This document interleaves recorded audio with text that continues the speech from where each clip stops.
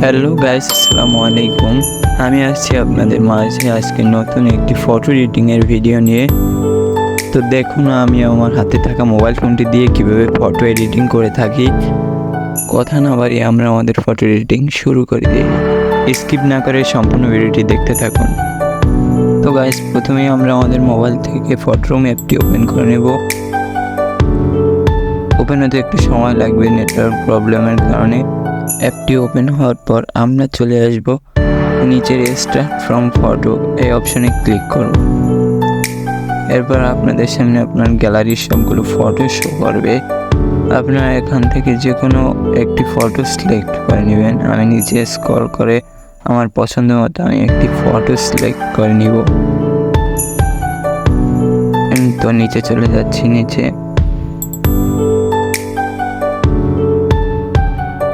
আমি আমার পছন্দ মতো এই ফটোটি সিলেক্ট করে নিলাম। এরপরে ফটোরুম অ্যাপটি এই ফটোটির ব্যাকগ্রাউন্ড রিমুভ করে দিবে।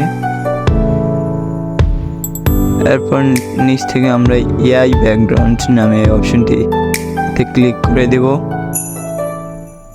ক্লিক করার সাথে সাথে আপনাদের সামনে এরকম একটি ইন্টারফেস শো করবে। এখান থেকে আমরা চলে যাব ক্রিয়েট এ ব্যাকগ্রাউন্ড এই অপশনে।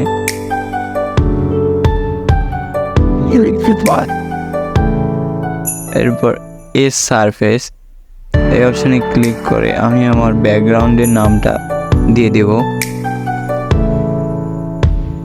এখানে দিয়ে দেব ওয়াল ব্যাকগ্রাউন্ড লিখে সার্চ অপশনে ক্লিক করব। এরপর এখানে প্রথম 4টি ফটো শো করবে।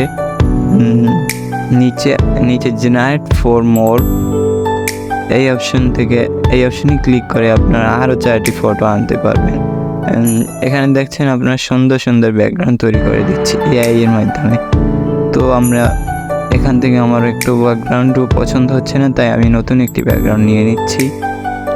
আপনারা দেখেন এখানে আরও 4টি কত সুন্দর ব্যাকগ্রাউন্ড ক্রিয়েট করে দিচ্ছে এআই।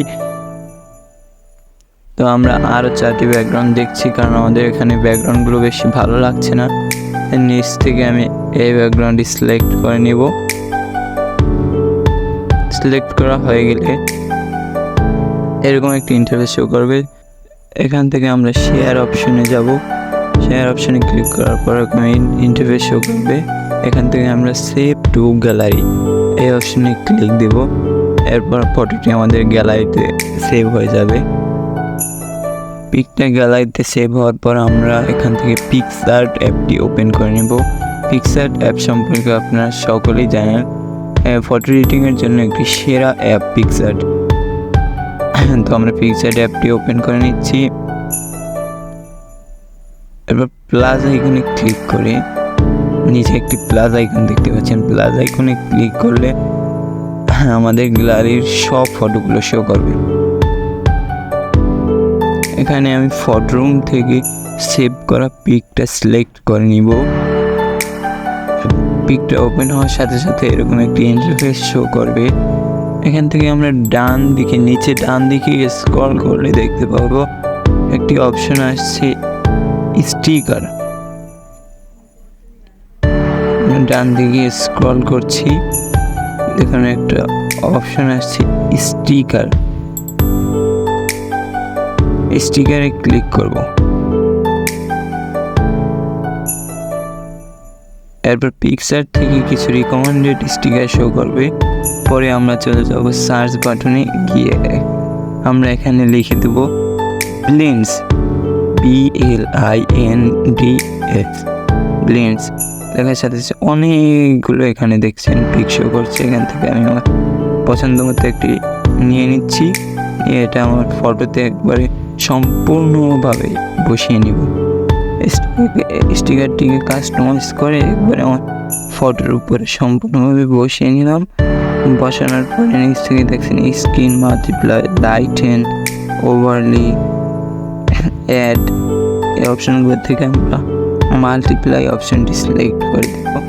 এই অপশনটিতে ফটোটা খুব সুন্দর লাগছে। এরপর স্টিকারটিকে একটু বড় করে কাস্টমাইজ করে বড় করে নিব।